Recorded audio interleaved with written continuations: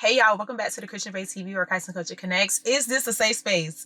Are y'all mad at me or what? Because I feel like last week's video was a touchy topic, but I'm so happy I made that video because y'all, this is a topic that is not discussed. And I feel like people are being bound by the topic of divorce because there's not a lot of information on it. In churches, they talk about it in one way when the word that I'm about to give y'all today is going to prove that there are circumstances and situations where God does allow divorce. But first, I want to start off with a comment that one of the baes left me. She said, "What's so crazy is I just said earlier this week, it would be nice if TheChristianBae did a video on divorce, and here we are." And then later on in the comment, she said, "I have wrestled with scripture on divorce, remarriage, adultery, being a new creation, and just felt left with confusion. A third of me felt like the condemnation I carry is not of God. Another third feels God wants to reconcile. And then there is the thought of being a new creation. I just know God changed my heart and I desire a true covenant with a God ordained man. I just have to shake the shackles from my mind." Thank you for leaving that comment because like I said, y'all, this was such a tough topic to make a video on because y'all know me. I don't want to do the debates. I don't want to do the back and forth. I'm not here to argue. I'm just here to give the word that God gave me. And if it's for you, cool. If it's not, also cool. Scroll to the next video, right? So this is part 2 of when God allows divorce. And I'm going to come in strong. Let me make something crystal clear. And I know y'all never heard this before because I never heard this before. This is nothing but the Holy Spirit that revealed this to me. And I'm coming in strong. We're coming from the book of Esther chapter 1. And I want to start off this video by saying, if you believe that God does not allow divorce, then you don't believe the word of God.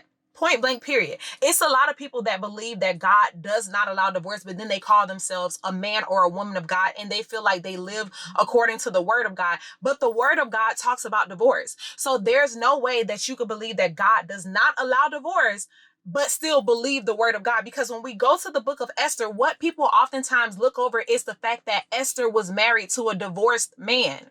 So when we talk about being like Esther, when we talk about fasting like Esther, when we talk about how Esther was chosen by the king and she had favor and all the ways that God used Esther, we cannot jump over the fact that Esther was getting married to a divorced man. This wonderful woman, Esther, that God used to reveal the ops to the man, he was divorced. So if God blessed him with Esther, that means that God knew he was divorced and still chose to bless him. So why would God not bless somebody else? So how can we say God does not allow divorce when the book of Esther is literally about divorce? When you read Esther chapter 1, I'm reading NIV translation and the subtitle is Queen Vashti Disposed.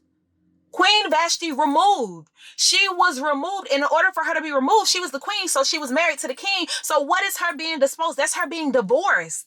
This book, Esther, is about divorce. Yes, there's more lessons. That's not the only thing that it's about. But Esther chapter 1 starts off with a man going through a divorce. So while I was reading it, some stuff that I highlighted was verse 10. Verse 10, it says, "On the 7th day, when king was high in spirits from wine," so he was drinking, "he commanded the 7 eunuchs who served him to bring before him Queen Vashti, wearing her royal crown, in order to display her beauty to the people and nobles, for she was lovely to look at."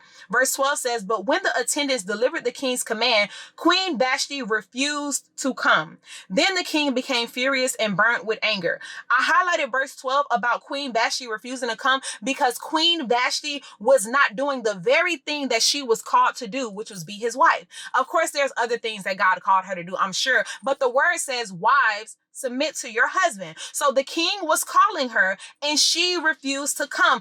If there is a person in the covenant that's refusing to come, Esther is showing us that God will replace them. Esther is showing us that God will dispose of them.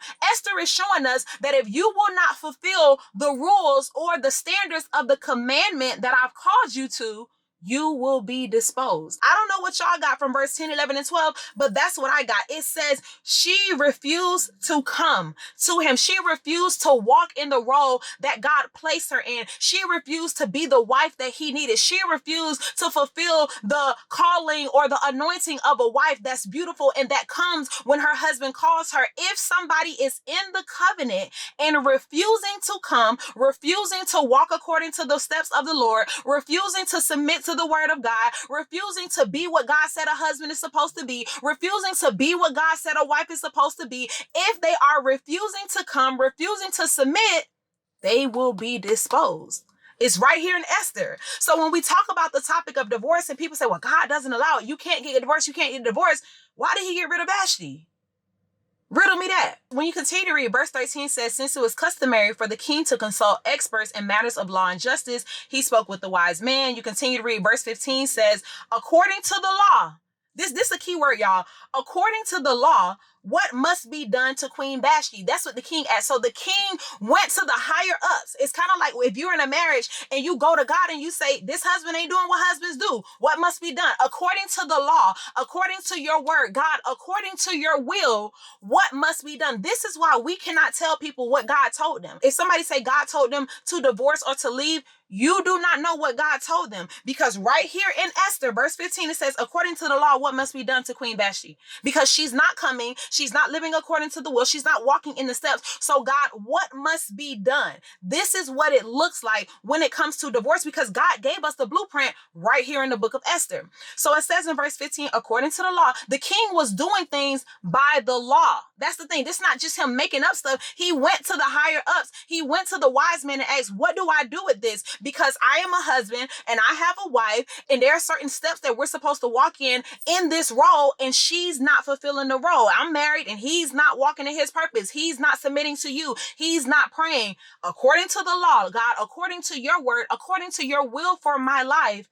What must be done? When you continue to read, it says, she has not obeyed the command of the king. Verse 16 says, then they replied in the presence of the king, Queen Vashti has done wrong, not only against the king, but also against all the nobles and the people of all the premises of King Xerxes. For the queen, this the part, y'all. Zoom into me for this part.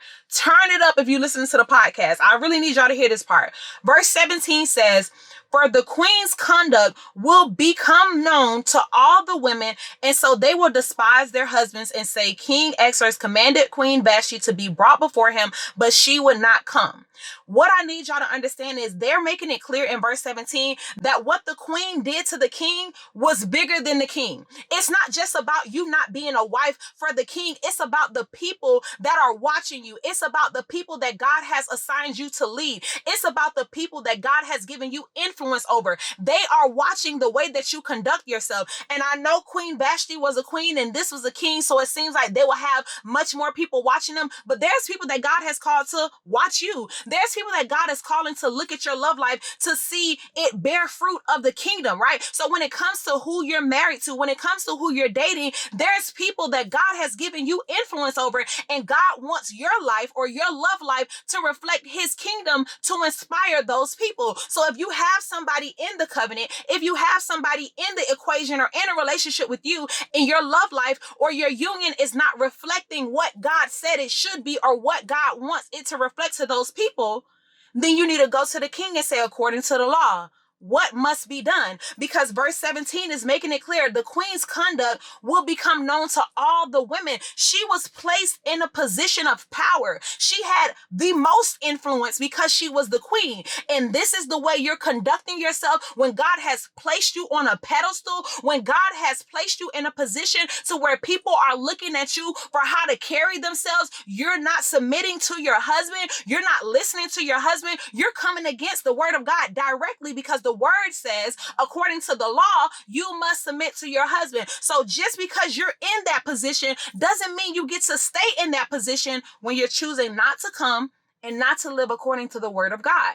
Queen Vashti was disposed. When you continue to read, verse 18 says, this very day, the Persian and Median women of the nobility who have heard about the queen's conduct will respond to all the king's nobles in the same way. They will look at how she treated the king and say, I need to do that to my husband. So now there's other households that now have discord in them because they're looking at you as the queen and you're not carrying yourself accordingly. You're not carrying yourself based on the anointing or the influence that God has given you, right? So now it's saying this is a problem, because there's women that look up to her and they're going to start doing what she's doing. You don't know who's looking at your love life like, yeah, that's the type of marriage I want. And your husband just out here not reflecting the kingdom of God.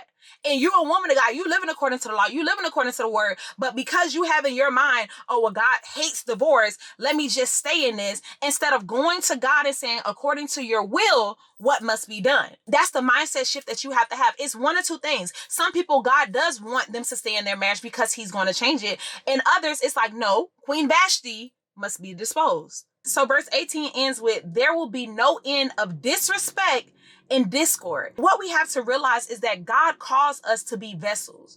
Your purpose for being alive is to fulfill God's purpose. How is God going to fulfill the purpose that he has for your life if you're attached to something causing disrespect and discord?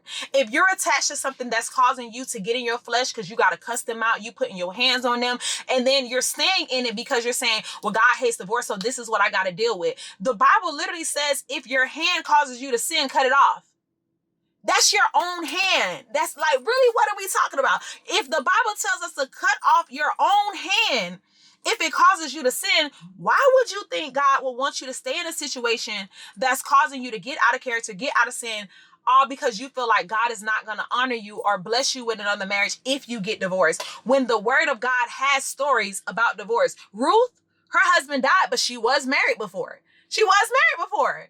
And so was the king that married Esther. So when you continue to read, verse 19 says, therefore, if it pleases the king, let him issue a royal decree and let it be written in the laws, which cannot be replaced, that Vashti is never again to enter the presence of the king. So it's saying she's not allowed to be in the presence of the king, because the thing is, what if the king would have started yelling at her or talking to her in a rude way? Now he's out of character because of her actions. No, he's trying to live according to the law. So the word says, how Amos 3:3, how can two walk together unless they agree? Right then, when she decided that she didn't want to live according to the law, we got to get her up out of here. We got to get her up out of here, and we must be equally yoked with somebody that wants to live according to the law, somebody that's a good steward of the role and the position that God is going to place her in as queen, and that person was Esther. So it started with first removing who was not being a good steward of the role and the position that they were currently in.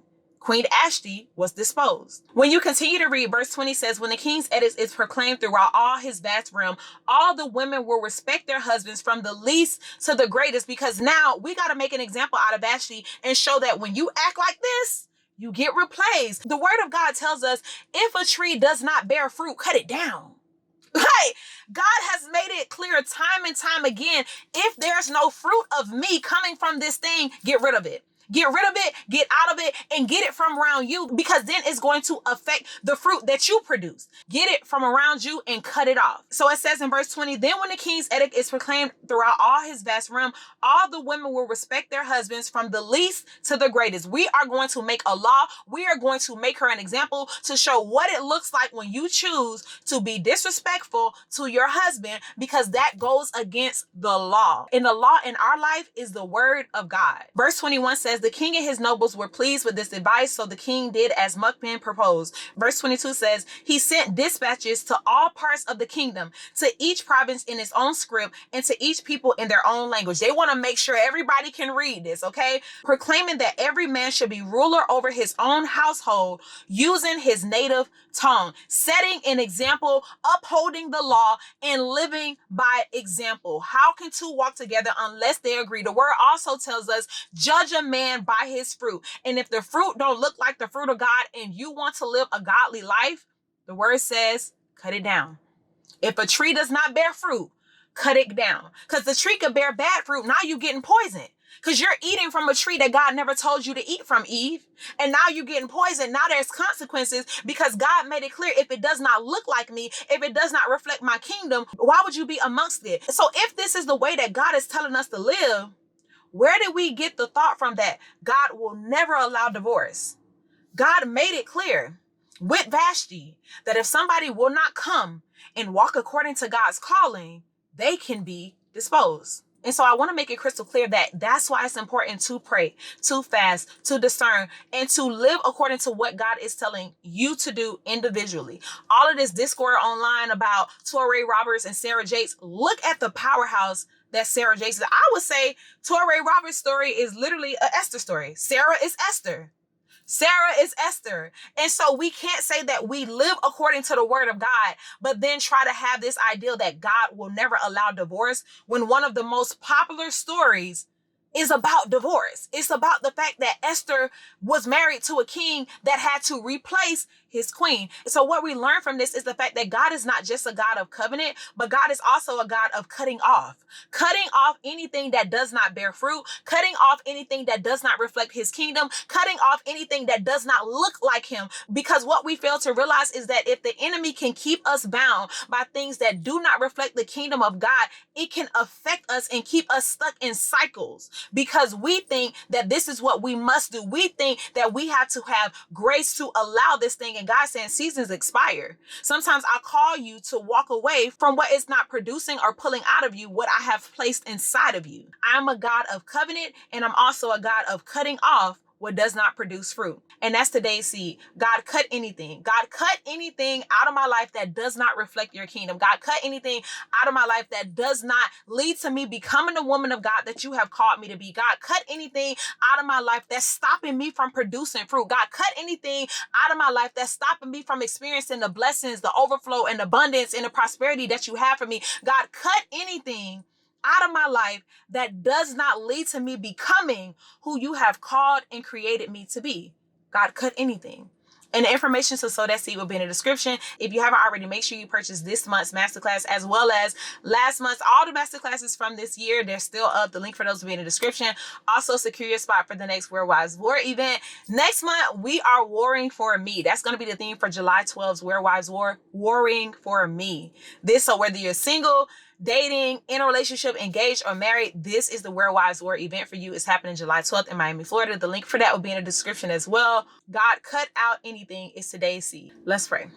Father God, first and foremost, thank you for waking us up and blessing us with another day. Lord, thank you for this word and this fresh revelation. Father God, I pray that this word reaches the ears that you set out for it to reach. Father God, I pray that it frees anyone that's bound, Father God, or that feels shame, Father God, or feels like you will not still send them love or you will not still move in their life. Father God, I pray that this word sets them free and reassures them that you are a God of restoration, that you are a God of one, Father God, that if you have promised it to them, Father God, that you will come through and deliver because you are not a man that shall lie, Father God. I pray that this word reassures them that no word that you have spoken will return to you void, Father God, but they must walk in their truth. They must live according to your steps, and they must align themselves with the things of your kingdom so that they can be in position for all that you have promised them, Father God. Today we sow the God cut anything seed, Lord, and we make a promise to you that we will continue to walk upright. We will continue to be intentional with aligning ourselves with people and things that reflect your kingdom, that live according to your word, so that we can see, experience, and walk in everything that you said, Father God. Today we sow the God cut anything seed, and we make a promise to you that we will not hold anything anxiously, but we will surrender everything and trust what you send our way, Lord. We love you and we'll forever praise your name. In Jesus' name we pray. Amen. I love you guys so much. Thank you for watching another episode of the Christian Bae TV and podcast, When God Allows Divorce Part 2. The next video, I don't think it's going to be a Part 3. I think the next video, we're going to get back to why God is not allowing you to date. But we're also going to move according to the Holy Spirit. So make sure you guys subscribe to the Christian Bae TV, purchase your ticket for Where Wives War and this month's masterclass. And I will talk to you guys in the next video. Bye.